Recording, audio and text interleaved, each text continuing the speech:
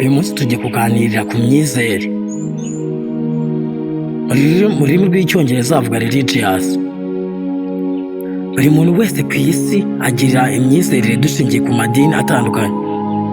Gusa abantu benshi bibaza impamvu Imana isohoza amasezerano ya bamwe abandi ntasohore. Ibyo kandi bikomeje kugaragaramo amakimbirane. Ibyo byatumye kandi amadini afatwa nk'aho akorerwamo business. Uyu munsi abantu benshi bibaza impamvu ibyo byose bibaho, ariko nyamara ntibakomeze kubitekereza. Ibyo bigatuma Imana ikora ibintu bitandukanye, nko kuba yabateza nk'ibyago bitandukanye, igasohoza amasezerano ya bamwe, abandi bitewe n'imyitwarire yabo bikaba ngombwa ko atabageraho. Ibyo kandi abantu benshi bakomeza kwijujuta bavuga ko Imana ikoresha ikimenyane.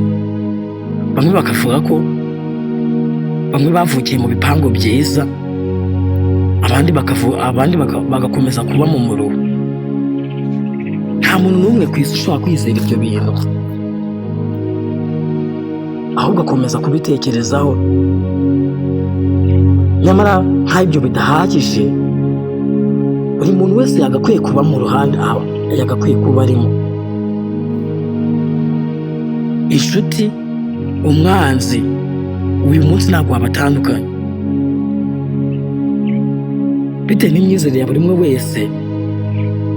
Uyu umwe ari mu idini undi adasengamo, amuvugaho ibintu bitandukanye. Nta mpamvu n'imwe twatuza kubivugaho. Byagaragayemo amakimbirane ateye ubwoba.